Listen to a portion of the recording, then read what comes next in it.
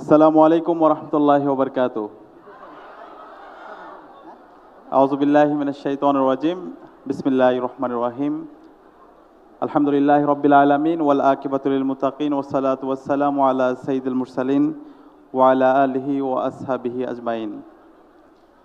বাংলাদেশ ইসলামী ছাত্র শিবির ঢাকা মহানগর দক্ষিণ কর্তৃক আয়োজিত এসএসসি ও দাখিল পরীক্ষায় উত্তীর্ণ কৃতি শিক্ষার্থীদেরকে নিয়ে আজকের এই সংবর্ধনা অনুষ্ঠানে উপস্থিত আজকের অনুষ্ঠানের সভাপতি বাংলাদেশ ইসলামী ছাত্র শিবির ঢাকা মহানগর দক্ষিণের সংগ্রামী সভাপতি দেলোয়ার হোসেন, উপস্থিত বাংলাদেশ ইসলামী ছাত্র শিবিরের কেন্দ্রীয় সভাপতি ছাত্রনেতা নুরুল ইসলাম সাদ্দাম, উপস্থিত আজকের অনুষ্ঠানের অন্যতম বিশেষ অতিথি ইসলামী ছাত্র শিবিরের কেন্দ্রীয় সাহিত্য সম্পাদক সাইদুল ইসলাম, উপস্থিত অন্যান্য অতিথিবৃন্দ, উপস্থিত সাংবাদিক বন্ধুগণ এবং উপস্থিত প্রিয় কৃতি শিক্ষার্থী ভাই এবং বোনেরা, সবাইকে আমি আবারও সালাম জানাচ্ছি। আসসালামু আলাইকুম ওরহমতুল্লাহি ওবরকাতুহ।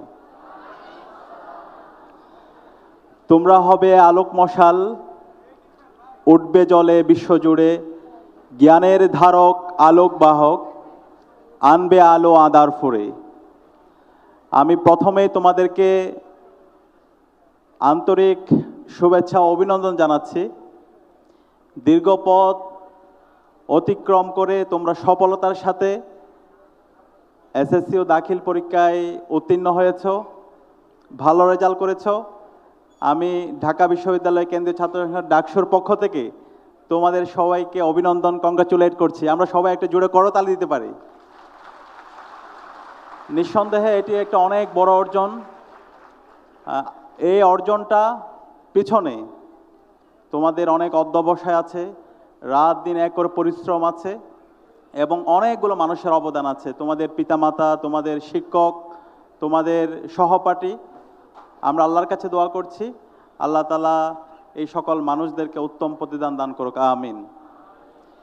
এখন তোমরা যারা উত্তীর্ণ হয়েছো, তোমরা যদি মনে করো এটাই তোমার জীবনের সফলতা, তুমি সফল হয়ে গেছো, অথবা তুমি এ প্লাস পেয়েছো, গোল্ডেন এ প্লাস পেয়েছো, অথবা তুমি ভালো রেজাল্ট করেছো, পাস করেছো, এটাই তোমার পূর্ণ সফলতা না।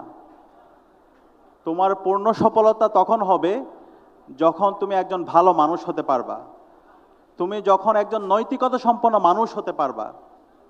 তোমার মাধ্যমে এই সমাজের কল্যাণ হবে, এই বাংলাদেশ রাষ্ট্রের কল্যাণ হবে। সেই ধরনের মানুষ হওয়ার জন্য আমাদেরকে চেষ্টা করতে হবে। আমরা আমাদের এই সমাজে দেখতে পাই তোমাদের মতো অনেক শিক্ষার্থীরা তারা SSC, HSC, A plus, golden A plus পায়, ভালো রেজাল্ট করে পরবর্তীতে বাংলাদেশের বড় বড় বিদ্যাপীঠগুলোতে ভর্তি হয়, বুয়েট, ঢাকা বিশ্ববিদ্যালয়, মেডিকেল কলেজগুলোতে। সেখানে গিয়ে তারা আবরার ফাহাদের মতো মেধাবী শিক্ষার্থীদেরকে হত্যা করে, তারা নোমানির মতো শিক্ষার্থীদেরকে মাথায় আঘাত করে হত্যা করে, তারা শহীদ আব্দুল মালেকের মতো মেধাবী শিক্ষার্থীদেরকে মাথার নিচে ইট রেখে আর একটা ইট দিয়ে তার মাথায় আঘাত করে থেতলিয়ে থেতলিয়ে তাকে হত্যা করে। তো সেই ধরনের গুন্ডা কি তোমরা হবা? আমরা কখনো এটা হব না, বরং আমরা এমন মানুষ হব যারা হবে এই সমাজের আলোকবর্তিকা। আমরা এমন মানুষ হব যেটা হচ্ছে শহীদ উসমান হাদি হয়েছেন।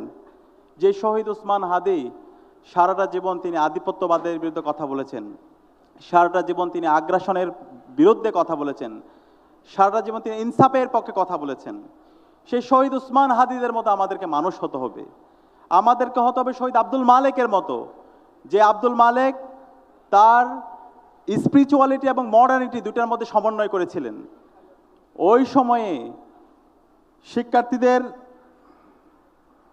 ওই সময়ে এই উপমহাদেশের শিক্ষা ব্যবস্থা কেমন হবে সেই রূপরেখা চমৎকারভাবে দিয়েছেন। তিনি বলেছিলেন আমাদের যে শিক্ষা ব্যবস্থা, সেই শিক্ষা ব্যবস্থার মাধ্যমে কলোনিয়াল দাস তৈরি হবে, কেরানি তৈরি হবে, কিন্তু এই শিক্ষা ব্যবস্থার মাধ্যমে এই জাতির মুক্তি আসবে না। সুতরাং এই শিক্ষা ব্যবস্থা আমাদের পরিবর্তন করতে হবে। আমাদের শিক্ষা ব্যবস্থার মধ্যে নৈতিকতাকে আনতে হবে, আমাদের শিক্ষা ব্যবস্থা হবে থিও সায়েন্টিফিক এডুকেশন, যেখানে আমার ধর্মতত্ত্ব থাকবে, আমার ইতিহাস থাকবে, একই সাথে আমার এখানে বিজ্ঞান, প্রযুক্তি, শিল্প, সাহিত্য, সংস্কৃতিও থাকবে। এবং সেই বিকল্প শিক্ষা ব্যবস্থা তিনি ওই সময় দেখিয়ে গেছেন। ওই সময়ের যারা কালচারাল পেসিস চক্র, তারা আমাদের মালেক ভাইয়ের মেধার কাছে তারা পরাজিত হয়ে মালেক ভাইকে পেশি শক্তি ব্যবহার করে তাকে শহীদ করেছিল এবং পরবর্তীতে মালেক ভাই শহীদ হয়।